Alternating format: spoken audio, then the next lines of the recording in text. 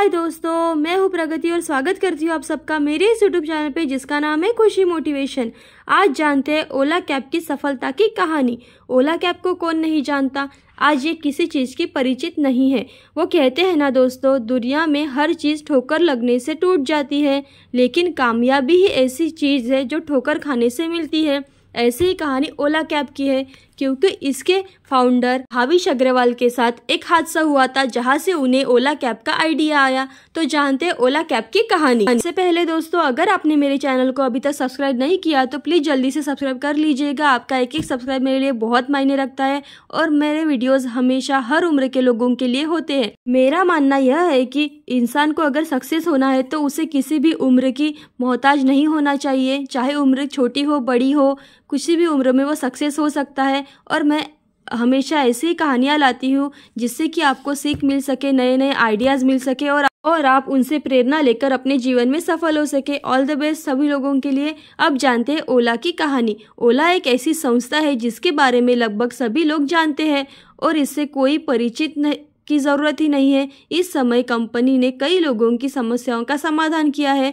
कई लोग ऐसे भी होते हैं जिनके पास अपना कोई वाहन नहीं होता है, उनके घर में केवल एक ही वाहन होता है। इसलिए पहले भारत लोगों को काफ़ी कठिनाइयों का सामना करना पड़ता था, क्योंकि यात्रा करना रोज़मर्रा की ज़िंदगी का एक हिस्सा है। ऐसे में लोग आमतौर पर भीड़, सुरक्षा मुद्दों और अन्य कारणों के बस और ऑटो जैसे सार्वजनिक परिवहन यात्रा को पसंद नहीं करते। साथ ही अगर आप किसी खास शहर से निवासी नहीं हैं तो यात्रा के लिए ओला कैब सबसे अच्छा विकल्प है। इसलिए जिन दो IIT छात्रों ने इस समस्या का अनुभव किया, उन्होंने इसके बारे में विस्तार से जाना और अंततः ओला कैब की शुरुआत की और समाधान किया। जानते हो इसके बारे में।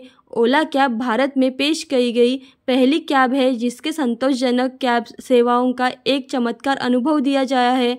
इसे साल 2010 में पेश किया गया था और उचित कीमत के कारण लोगों ने इसको पसंद भी किया और इसकी सेवाएं भी पसंद करने लगे। ओला कैब भारत का घरेलू राइड हेलिंग एप्लीकेशन है जिसकी भारत में लगभग 60% से ज़्यादा बाजार में हिस्सेदारी है। 2014 में शुरू हुआ, भारत के 100 से ज़्यादा शहरों में इसके ग्राहक और 15 लाख ड्राइवर सहयोगी भी हैं। अब जानते हैं ओला कैब के संस्थापक कौन है। भाविश अग्रवाल ओला के संस्थापक और अंकित भाटी सह संस्थापक है। उन्होंने साल 2010 में मुंबई में ओला की स्थापना की। वर्ष 2008 में भाविश ने IIT बॉम्बे से कंप्यूटर साइंस में BTech के बाद स्नातक की उपाधि प्राप्त की। उन्होंने बेंगलुरु में माइक्रोसॉफ्ट रिसर्च में 2 साल तक सेवा भी दी। दिसंबर 2019 में आंकड़ों के अनुसार ओला कैब्स के राजस्व सहित उनकी कुल संपत्ति 3,135 करोड़ रुपए थी। यह संस्थापक अंकित भाटी नवंबर 2010 में भाविश के साथ इस प्रोजेक्ट में शामिल हुए। वह मुख्य प्रौद्योगिक अधिकारी के रूप में तकनीकी पहलुओं से निपटते हैं। वह BTech है और IIT बॉम्बे से मैकेनिकल इंजीनियरिंग और MTech में स्नातक किया। CAD और स्वचालन में बहुत ही कम उम्र में वे भारत के सबसे युवा अरबपति बन गए हैं। जब उन्होंने इस कंपनी की स्थापना की तब वे केवल 25 वर्ष के थे। उनके शानदार विचारों और संघर्ष से अब यात्रा करने वाले बहुत से लोगों को लाभ मिल रहा है। 2014 तक ओला के पास देश के 100 शहरी समुदायों में 2 लाख वाहनों का नेटवर्क था। हर दिन 1.5 लाख से अधिक बुकिंग स्वीकार करते हुए ओला भारतीय बाजार में एक प्रभावशाली शक्ति है। ओला के परिणामों का महत्वपूर्ण श्रेय भाविश की तीव्र समझ को जाता है। अब जानते हैं ओला कैब का आइडिया कैसे आया। ओला कैब भाविश अग्रवाल द्वारा झेली गई एक पीड़ा का परिणाम है। बेंगलुरु में बांदीपुर की यात्रा के दौरान ड्राइवर ने उन्हें रास्ते में ही छोड़ दिया। स्पष्टीकरण यह है कि वह ड्राइवर द्वारा पहले से ही किए गए भुगतान पर दोबारा बातचीत करने के लिए तैयार नहीं था। इस असहाय अनुभव से उन्हें एक लाभकारी और संतोषजनक कैब सेवा शुरू करने के बारे में सोचने पर मजबूर कर दिया। अंततः उन्होंने दिसंबर 2010 में उन्होंने सह संस्थापक अंकित भाटी के साथ अपने इस दृष्टिकोण को अंतिम रूप दिया। ओला नाम स्पेनिश शब्द से होला से लिया हुआ है, जिसका अर्थ है हेलो, जो इसके द्वारा मालिक का यह कहना है कि उनकी सेवाएं आसान और दयालु है। और ऐसे भी लोग हैं जिन्होंने भाविश और अंकित को उनके ड्रीम प्रोजेक्ट को पूरा करने में मदद की है। उषा, जो उत्पाद प्रबंधक थी, उन्होंने डिज़ाइन और विजन भाग में भाविश की मदद की, जो 2 और सदस्य हैं जिन्होंने इस परियोजना को और अधिक उत्पादक बनाया है। अजिंक्य पोद्दार, उन्होंने एंड्रॉयड से लिए पहला संस्करण बनाया और कुशल बोकाडे ने iOS के लिए बनाया। ओला ऑस्ट्रेलिया, न्यूजीलैंड और यूनाइटेड किंगडम जैसे 3 अंतर्राष्ट्रीय व्यापार क्षेत्रों में भी शामिल हो गया है। इस प्रकार ऑस्ट्रेलिया में इनके 7 शहरों में रणनीतियाँ स्थापित की है। साथ ही इसके दावा भी किया है कि वहाँ अपने आवेदन पर 41,000 ड्राइवरों की सूचीबद्ध किया जाएगा। मार्च 2019 में ओला ने ऑटो रिक्शा पेश करके यूनाइटेड किंगडम में अपनी परियोजनाएं शुरू की। इसके मुताबिक अब तक ओला को 5 नई कंपनियां मिल चुकी है। इससे पहले उसने फूड पांडा इंडिया का अधिग्रहण किया था। इसके अलावा विभिन्न उद्यम जियोटैग थे, जो 2015 में एक भ्रमण फ्लाइटिंग एप्लीकेशन है। ओला भारत में लगभग 65% बाजार हिस्सेदारी के साथ पहले प्रसिद्ध राइड हेलिंग एप्लीकेशन है। 2018 तक संगठन ने 168 शहरों में क्षेत्रों में 110 मिलियन अमेरिकी डॉलर की आय से करीब 10 लाख से अधिक वाहनों तक विस्तार किया है।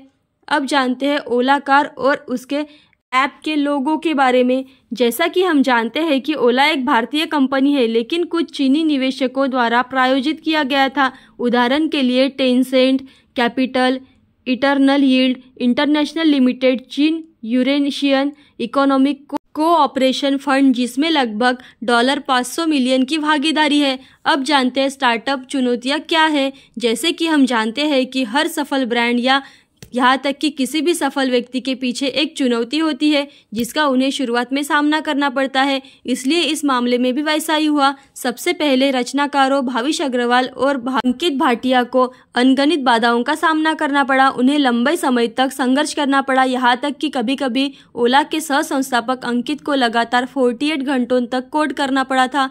यहाँ तक कि कुछ बार तो उन्हें खुद ग्राहकों को स्थान पर गाड़ी के छोड़ना पड़ा क्योंकि ड्राइवर नहीं आते थे। हालांकि इसके अलावा भी उन्होंने अपना आत्मविश्वास नहीं खोया। उन्होंने दिन रात काम किया और अंततः लोगों को उनकी सेवाएं पसंद आने लगी।